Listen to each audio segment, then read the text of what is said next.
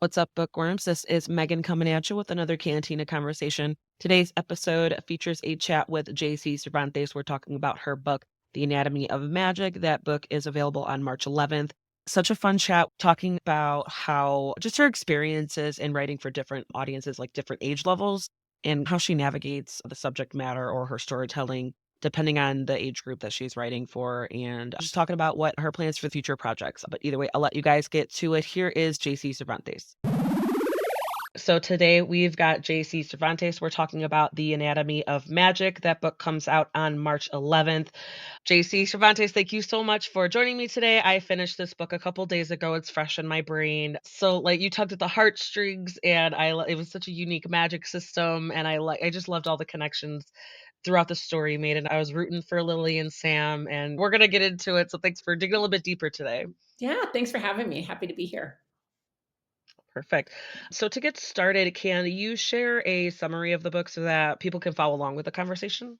Sure. So, this is actually a companion novel to The Enchanted Hacienda, which follows a family of women who are descended from another woman who has made a choice to align herself with the goddess Maya, who offers this life of magic that they can cultivate flowers and utilize the magic of the flowers for various spells and utilizing different kinds of methods to deliver that magic.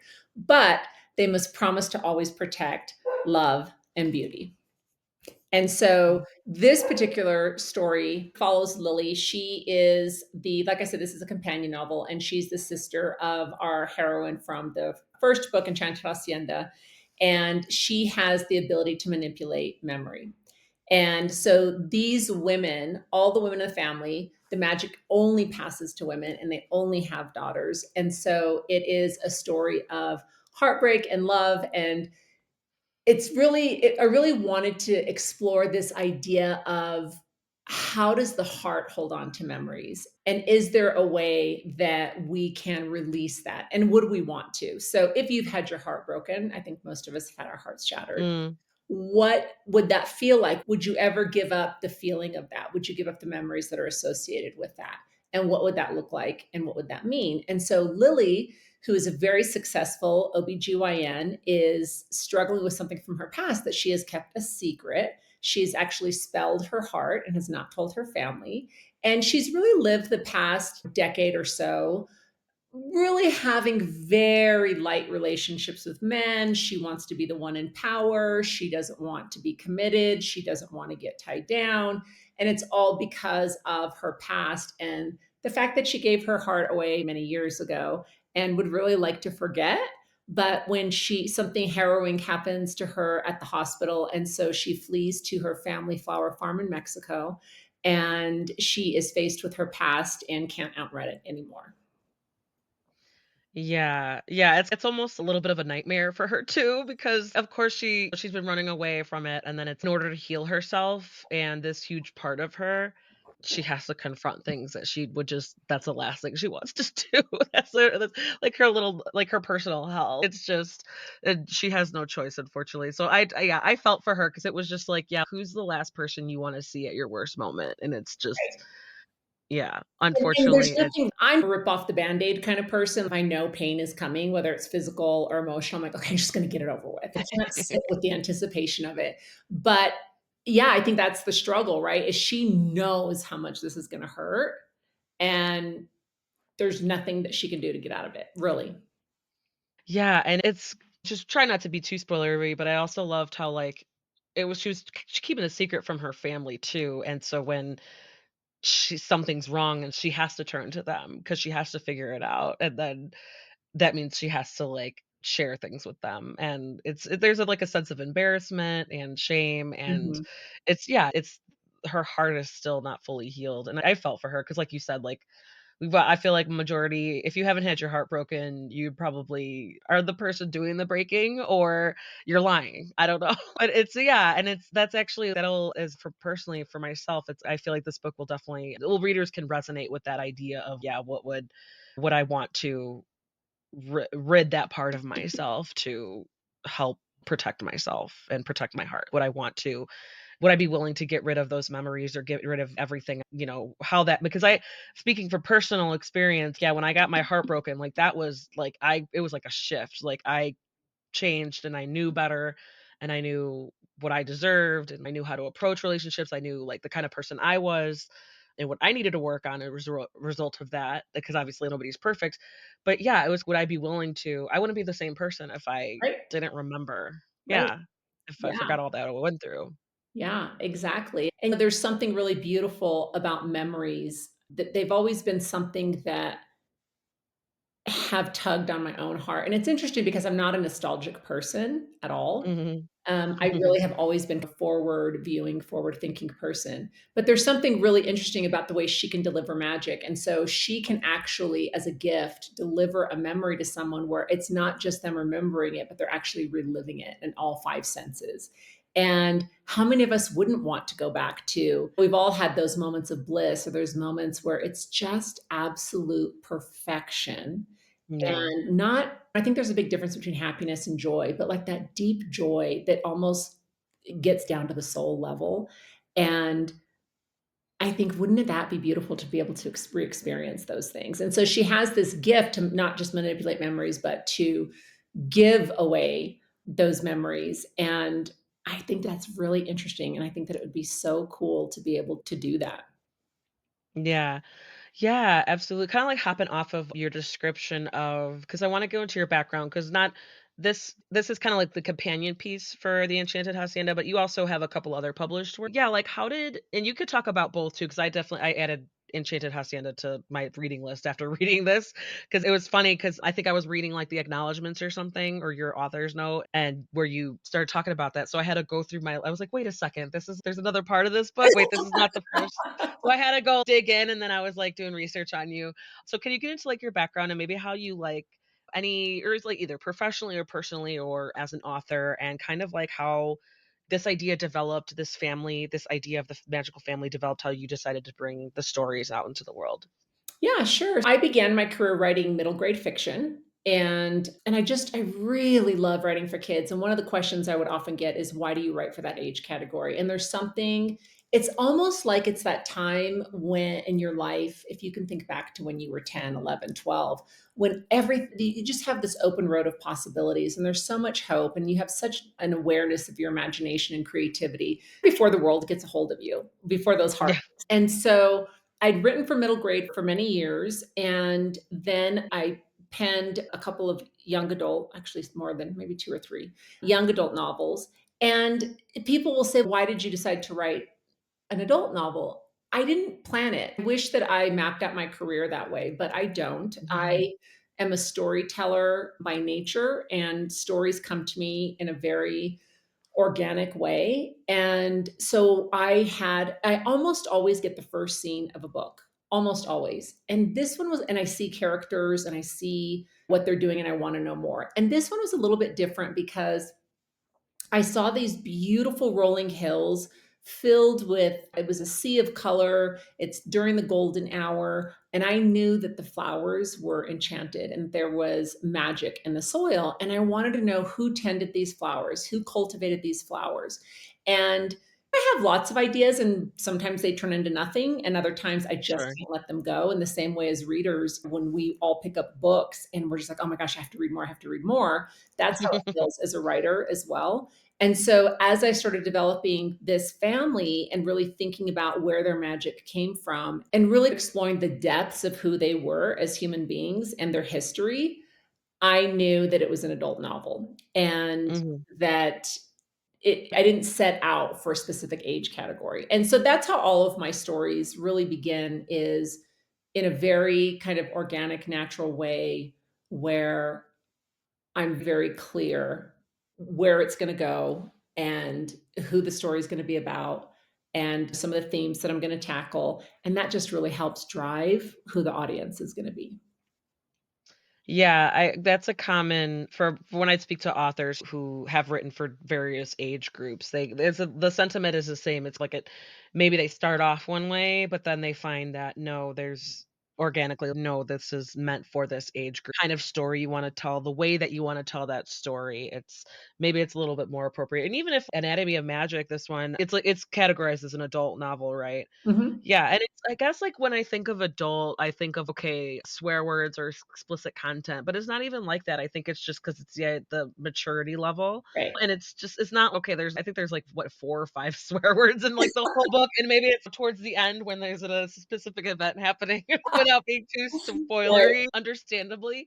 There's a love story behind it all, and or a lot of that's a large part of it, and there's those intimate moments, but it wasn't yeah, it's not like how some other authors decide to play out those scenes, but, yeah, I just remember because I was thinking about that too, I was like, "Oh, I haven't read an adult novel that didn't straight up have an open door sex scene or didn't have" and I don't know if you would categorize yours as open door because it's kinda like Fade to Black because the scene is there, you just move on from it, so Right. I thought it was really interesting, but it flowed really well, and it was an important part of the storytelling, but you got the point across, and that's why I thought it was interesting, I appreciated that. I appreciate all levels of intimacy and storytelling, as long as they make sense. Hopping off of that a little bit, what research-wise, what kinda? Because obviously there's the flowers and the scents and how they work together, and maybe the region and history of the land, stuff like that. Did you have to do any type of research that maybe you didn't already know, or that you have to revisit the world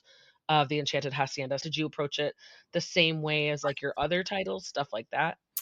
Yeah, I think every novel has a different level of research. When I was doing a series for Disney, the Stormrunner series, it required, oh my gosh, a really deep dive into Mm, the Mayan culture and the pantheon of gods and that kind of thing. This one was different. So I took a lot of poetic license. It's very loosely based on San Miguel de Allende. I've spent a lot of time there for probably the last 20 years. And it's a place that I love, and it's a place that offers me a real sense of peace. And I'm the kind of writer, I really admire writers who don't have to go to a place to write about it. Yeah, so in speaking about the research, I've spent a lot of time in San Miguel. It's a place that I love. It's a place that really it's balm for my spirit in a lot of ways. And so it made sense that I would write about it. And I've been there so many times that it wasn't a difficult thing to do. And I was talking about the fact that I really admire authors who don't have to visit a place. But even when in the Enchanted Hacienda, the two characters go to Quebec, and I had to go to Quebec, I have to feel okay. the road beneath my feet. I have to smell the air. I have to eat the food. I have to embrace the culture. I have to talk to people. That's just me, and it's a tremendous privilege, and I know that, but man, I would love it if I could stay home and be able to just write from what I see, but Mm. I think my senses I have to absorb everything through all senses, and so to me, that's a level of research, and then I did do some research, very loose research on various meanings of flowers, and then I took poetic license and I crafted my own meanings from that I thought would be strongly aligned with the Mexican culture. Yeah, yeah, I appreciated that too because I'm half Mexican, like, I have family that still lives there, they, like, own properties on both sides of the border, and so, yeah, some of these stuff, it was like but mother's half it was my mother's half, and but she was very Americanized Mhm, versus, like, her siblings and her extended family, but I still yeah, I totally appreciate I've visited property, like, a bunch of times, it's been a while since I've gone, but yeah, I some of those sentiments I totally appreciate it because but even if you're not familiar with the land, when you go into Quebec, I love that how you're like, I just gotta do it. You're just like but it's fun. To me, that would seem like the fun type of research it is. versus, like, pouring through materials or something like that. I think so, yeah, a lot some authors, they do, like, just a lot of traveling in their work, and they're like, "Oh, I got to make a girls' trip out of it and get Right, some details and see yeah, some places," and but, yeah, it's so important because, like you said, like, the senses, like, the smell, the sights, just it's something as simple as feeling like how you said, like, the stones under your feet. That's detail that will help you engage with the reader and help put the reader mhm, through it too. Because that's why I think I just appreciated this so much. Because like, I could definitely see just this style of writing. I was like I felt connected to the characters and I felt connected to the scenery, and yeah, like, I could picture it, and it's just I think that part of that was it just adds to the magic, like, the vibe, the overall vibe that you're trying to go for, because it is, like, magical. I could sense it. It's there, I can imagine the flowers, and I can like, poor Lily, though, like, when she starts using her magic and she's just thrown into the process Mhm. without warning, really, like, Right. she's or something's happened that she's, "Wait a second," and that kind of I felt like I was there with her, I was like, "Yeah, wait a second, what's going on?" But that's the beauty of it, you immerse yourself in it so that you can help immerse, like, your readers in it too, and Yeah, yeah, I that's the love that. goal, right? Is to Mhm. pluck them out of this world, even if it's only for a little while, so that they can immerse themselves in another world. Yeah, yeah, 100%, I love that. So, there could be considered trigger warnings, content warnings, because of what Lily goes through, what starts her journey, and then not just in her profession and like that high stress situation and feeling for her that she blames herself for that situation and for what happened, understandably. So, could what how do you approach like sensitive topics and themes like that or potential trigger warnings? Because I imagine maybe you don't I mean, it's different based on the age group that you're writing for. I just wanna, like how did you navigate that? I kinda just wanna explore how you, like, approach those Mhm. types of themes. Yeah. When it comes to when I'm writing for kids, I approach no matter the age category, I try to approach it with as much sensitivity as possible, and then I want other people to read it and say, "Hey, how did this feel for you?" And but I don't sugarcoat it. I think Yeah, oftentimes for kids, I've dealt with themes of grief, with bullying, with not feeling good. There's so many issues, and I think sometimes if we sugarcoat it, we don't validate it. And I think being a human being, I have 3 daughters, and I tell them all the time, it's not for the faint of heart. It's just not. yeah, No one's getting yeah, out alive. No one's getting out without a broken heart. No one is getting out without suffering. That is this life, right? There's also moments yeah, of joy and beauty, and that's the stuff that I want to explore in a way that really embraces everyone and says, "Hey, we're all going through this together on this planet. yeah, We are more alike, in the words of Maya Angelou, we are more alike than we are different. And so, more than anything, I think one of the first things I tackle is the emotions surrounding it. And then I'm really careful about the words that I use and how I'm going to develop that scene. And so the particular scene you're talking about, if you notice, it's very short when we actually get to see the full scene and we don't get into every nitty gritty detail to right. the point where it's like, God, I did not need. How many times have you watched a movie or read a book or watched a show and you're thinking, do I really need to see the details of that? Could we fade Yeah, to black? Because that to me sometimes is so much more powerful than pulling somebody in to watch something that can be really painful. Like I cannot do animals that die. I just my husband mm, looks at me, and even on the Game of Thrones, I was a huge fan. And whenever the dragons got hurt, I was like, "Do we have to see this? Could we just fade and just know that?" And here they're CGI, and I'm upset about it. yeah, So I think that there's a yeah. level of sensitivity, and then making the decision: how much do we have to see, really? And I think sometimes creators go a little for my taste, go a little bit far. Yeah, it goes back to the storytelling, like, how are you gonna still tell this story? And it's yeah, there are certain creators who know they really wanna drive a point home, they wanna make you uncomfortable, they think that to really get the point across and to get that emotion, there's a certain amount of footage that you have to see versus yeah, it's fade to black or even if it reminds me of something like if it's a car crash. I think that I've seen movies where it's a car crash, but there's like a slow song playing over it. So you're not hearing the noises, you're not hearing the screams or the cries.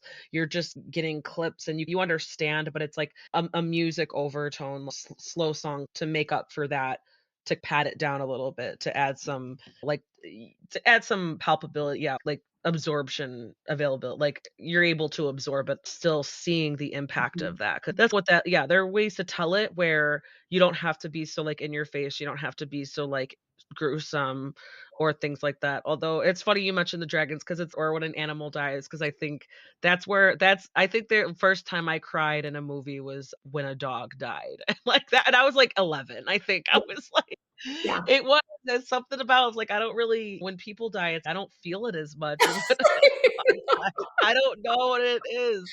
But you hurt I the don't dog, know. you hurt an animal, and I'm out. I'm just like, "Nope, nope." I literally will fast forward through certain because I you know what's coming, and I'm like, "I don't need to do that to my soul right now." Yeah, yeah, and, like, to your point about based on the age level, 'cause I interviewed Daniel Kraus a handful of times. I don't know, so he does more so, like, horror, kinda like gothic themed, but he did write, like, a three-part middle grade series, but it was still, like, just as harsh. It was still, like, just as dark, and I was like obviously, he changed the language, like, the storytelling based on it was basically teddy bears that were, like they woke up a teddy bear who woke up in a dump, and they didn't understand, like, why they're in a dump, why are they not on the store shelves? Oh, Yeah, and so I was like, "Jesus Christ," yeah. and so when I talked to him about it, "Where do you get off, like, writing such, like, dark shit for middle schoolers?" And I mean, "If they don't like it, they can put it down." He was like I don't think we should, like, necessarily shy them away from some of, like, more serious concepts because he's like, "You certain populations of children are growing up where they're walking next to pawn shops or liquor stores, they're walking in certain challenged communities in their areas and things like high crime areas and things like that.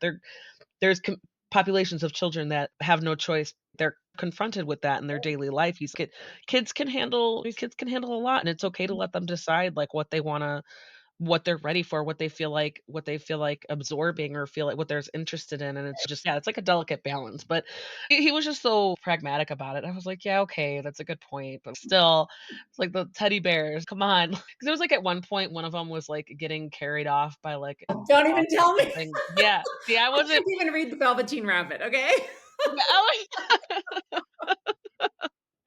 I know, it was like, I don't know how I feel about this, but well done either way. I Yeah. was like it was still, like, very good. Well, and with darkness, I love actually my favorite scenes to write, especially for kids, are the dark scenes, the shadow Mm, scenes, the monstrous scenes. I really love writing those because I think that we do live in a world where we understand the difference between good and evil, right? And we have to confront those things every single day. And whether it's a young kid who's battling an actual monster on the page versus a kid who's yeah. battling a monster they live with, right? And who's symbolized as a monstrosity in their life. And, for me, it's those kids, they need to see those things too. And I think that there's a sense of feeling less alone. How many times have you read something or seen something and talked to someone about it? And then you're like, oh gosh, other people have confronted that or other people feel that.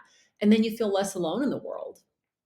Yeah, yeah, 100%, absolutely. It helps it just yeah, like, just that's the beauty of storytelling or reading stories that you can resonate with, that you can relate to, because it helps even if maybe you're not sure how to make sense of it or navigate your thoughts, Right. then at least reading certain examples like that, reading similar stories can help you figure out how it makes sense to you and or at least give you like a soundboard, give you like a starting point to yeah, it could like it's a therapeutic in a way, Sure. absolutely. Hopping off, I was gonna ask you this two-parter, what were the most challenging parts to write, and then what were the most enjoyable parts to write? So the most challenging for me is always the romance. Mm. So the bedroom scenes for me, I remember because I'd been writing for kids for a long time. So when I wrote Enchanted Hacienda, I can still remember it got to that scene, right? And I was like, look, I got to keep driving forward and I can't deliver for the readers. Like I've been building this scene up. And I remember I was like, my mom's going to read this book. My dad's my kids or whatever.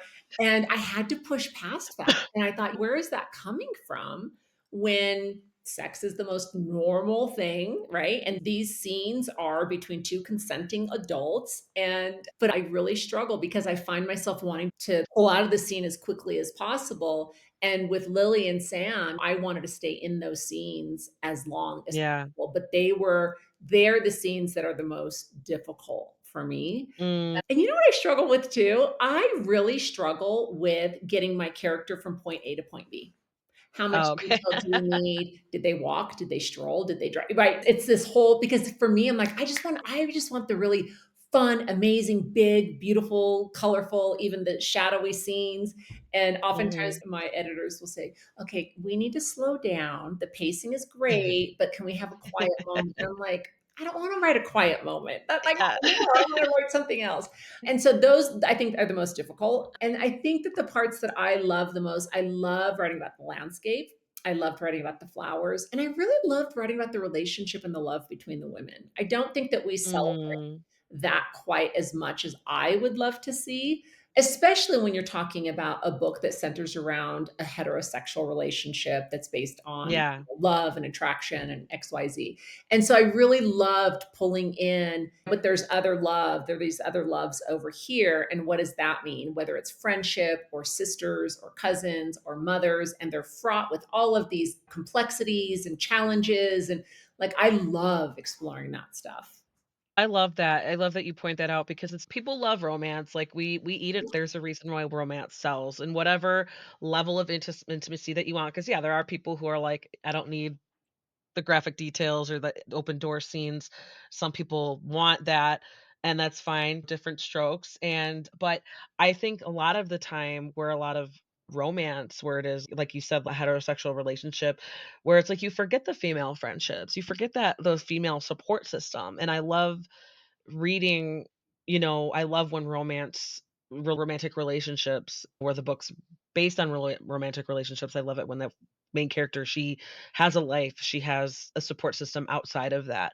Where it's like if she didn't get her happy ever after, she would still have that. She would still have those friendships and those Right. relationships. And I think that's 100% so important. And it just makes it that much more authentic too, because then you're Mhm. like, and it gives it's just like the strength to the character. There's, like, that extra strength. It's she's going through it.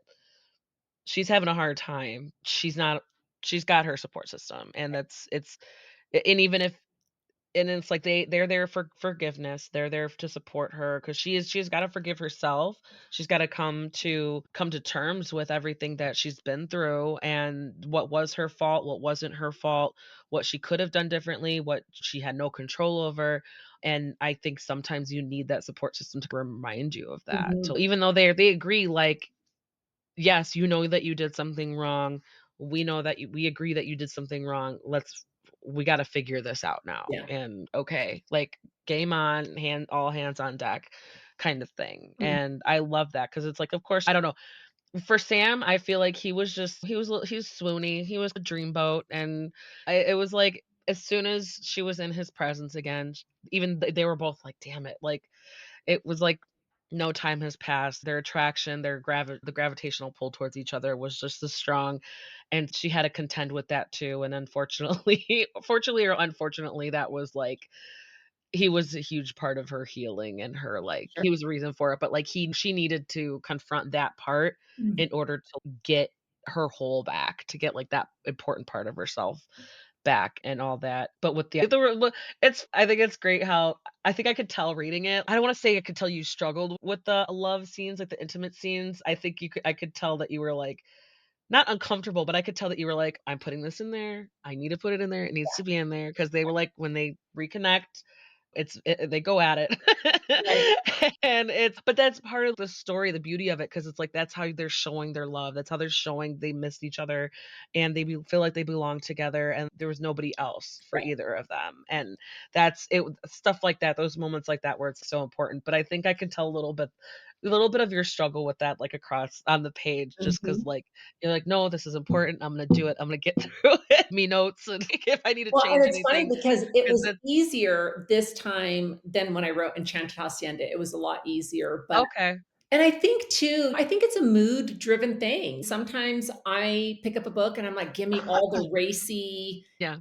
fire on the page," and other times I'm like, "I just want something quiet and character driven," and you can close the door. And there are a lot of books that they just close the door and I'm like, "Oh, I would have liked 2 beats more." Yeah. And that's why reading and storytelling, it's all so subjective, and you have Oh, to yeah. I think more than anything, it's about following the characters and making sure that you're doing good by them. And this isn't really I would not call this book A romance book, I would say that the romance is obviously a very big part of the plot, but it's also this coming of age tale. It's also this women's fiction in a way that she's working through all of these other issues too. And even though that's the inciting incident and that's what's driving everything, I think that is an important element. I think that if I were rating a straight up romance, I think it would be probably a very different vibe in terms of those physical Mm. scenes. Yeah, that was just the romance was unfortunately heard. I always say unfortunately because it's a heavy topic. And love, romance could be a heavy Yeah, topic. It can I say this, it's like hard to explain. It's like love is one of those complicated emotions. It just has the power to like make everything brighter and also if you lose it makes everything duller. And it's just like it that's changes you. that's like a mhm. Yeah. 100%, 100%. That's why when I talking about the heartbreak before, it was just like, yeah, I don't as horrible as it was, like it was in hindsight, it was like I still wouldn't give that experience up Yeah. because it's part of I'm content with who I how I came out of it. I'm happy with how I came out of it, and it's 20 years later, and it's yeah, I made it. I'm fine. I got a family and husband and family. Everything's fine. At the time, it seemed like my world was ending, and that's I imagine Course. how That's what love you does, know right? Yeah. And it's interesting because I think so I've talked about my 3 daughters, and in raising them, it's really hard to tell a young person the struggles shape who you are. The struggles yeah. will carve your path, and none of us wanna hear that. But think about it. Think about the times of your greatest development and evolution have probably been through going through something really challenging and difficult. If your life was perfect and you were always happy and everything was great and you didn't have to worry about anything, I don't see where the growth is in that. And none of us like it. Look, I don't like the rules, okay? But I do think that there is, on the other side of that suffering, is something that we can also hopefully look forward to. Yeah. Yeah, 100%, absolutely. It's yeah, but it's exactly it's hard to, like one of those, like, easier said than done. It's, like, easy to say it now because we know, but, like, for, like, the young daughters and I'm like, I just have 2 boys, and I'm already like, I don't know how that's gonna look because at this point it's like I'll go off on a tangent a little bit 'cause, like, there's some moms that will come up to me like, "Oh, your son, I think he's 3 little girl 3 of his classmans have crushes on him. I think he's a little bit of like, a ladies' man," and I'm like, "Oh, that doesn't come from anything in the house," and, like, when I tease him about it, I'm like I ask him, like, "How come you didn't tell me, like, how come you didn't say anything about these your classmates having crushes on you?" And he's 7, "I didn't even know, okay?" Like, he's I'm like, "Good. You're oblivious, you're worried he's just a little boy, he's not worried about girls." Whereas, yeah, 2nd graders, the Yeah. elementary age, there's a chance that girls will be like, "Oh, boys, he's cute." Yeah. And so it's yeah, it's just funny to see that discrepancy, and I'm like, "Okay, I don't maybe not have to worry about that for a while," or where he's just totally oblivious, and people who I speak to, like men who I speak to, they're like, "He might be oblivious for another 20 years." Like, seriously. You know, everyone So it's like, "Okay." does. Yeah. Yeah. Yeah, exactly. The best I can do is, like, just set expectations realistically, and hopefully he has a level of respect where he, like, knows how to treat women. That's how or if they turn out like they're attracted to same sex people, then the same component, the same sentiment, just, like, respect people, respect yourself.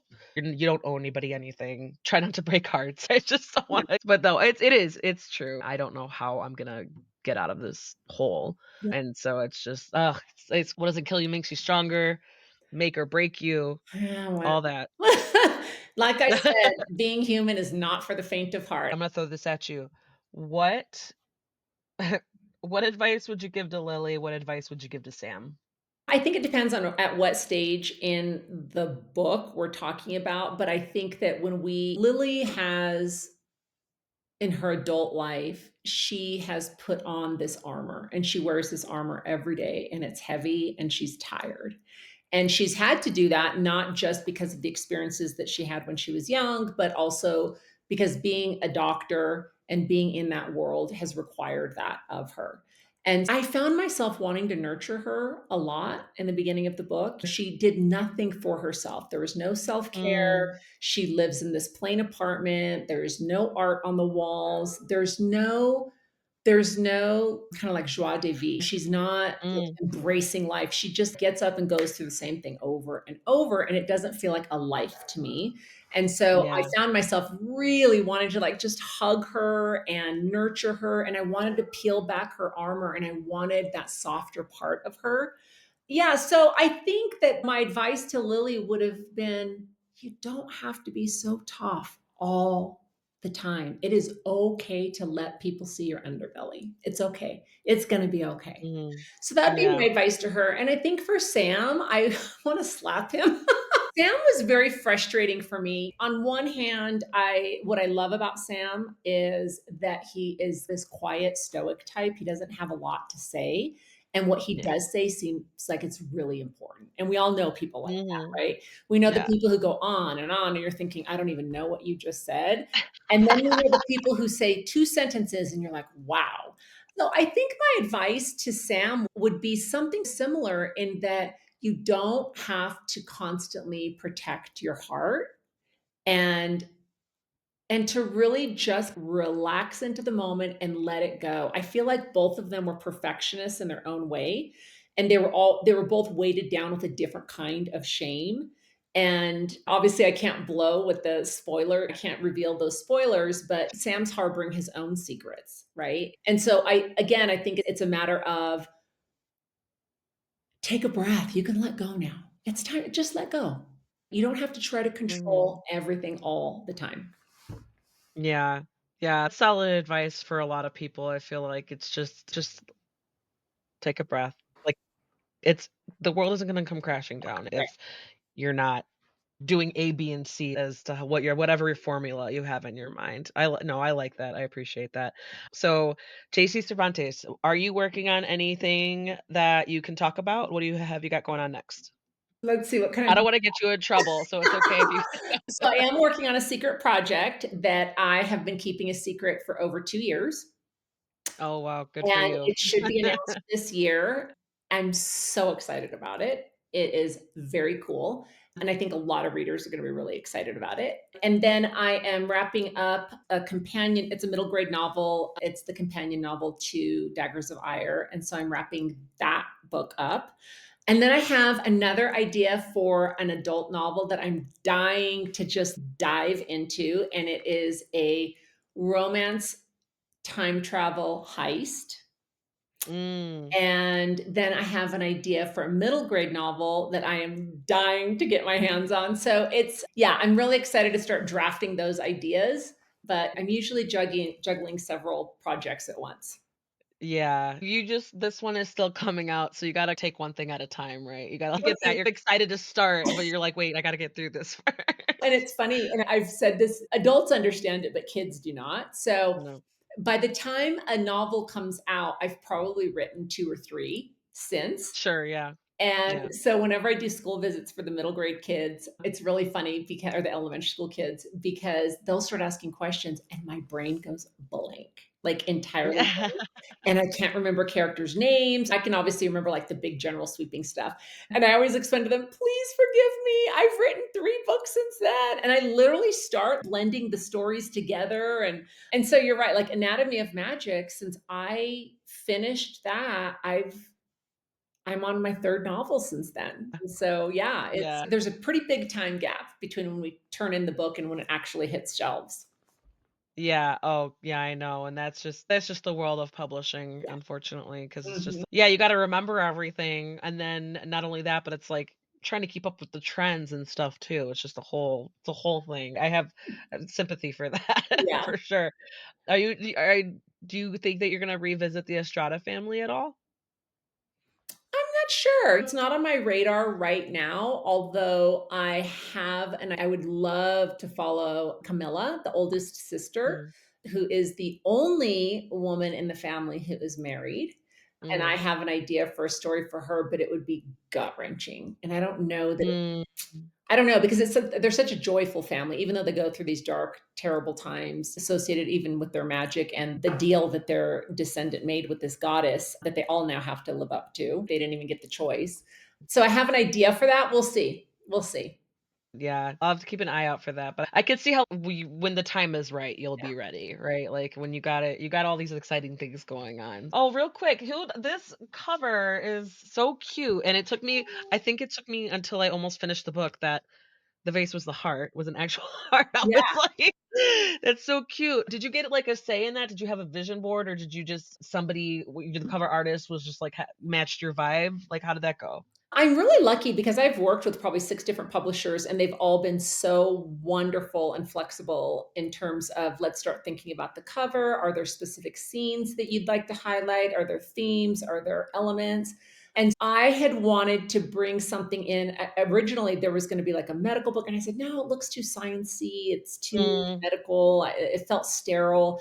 And I was like, "Okay, what if we did something like with the vase and it was like the organ of a heart?" And so yeah, I think it was working with the designers pretty closely until we got it, because it is a different vibe from the hardcover of Enchanted Hacienda. The mm. paperback of Enchanted Hacienda, I think, is probably a little bit more closely aligned with the Anatomy of Magic. Yeah, but it's always great fun. To me, that's always the exciting fun part, is getting to do that stuff. It can, yeah, it can be because it just brings it all together. And you're setting the stage, you're setting the expectations, and there's like there's a pressure, but it's like a fun kind of pressure. Yeah. It's just like the design part of it. So, JC Cervantes, where can we find you online and on social media? I am on Instagram, author J Cervantes. And I do some threads, not a lot. I mostly lurk on threads. So Instagram's probably the best place. And then my website, jccervantes.com. Perfect, perfect.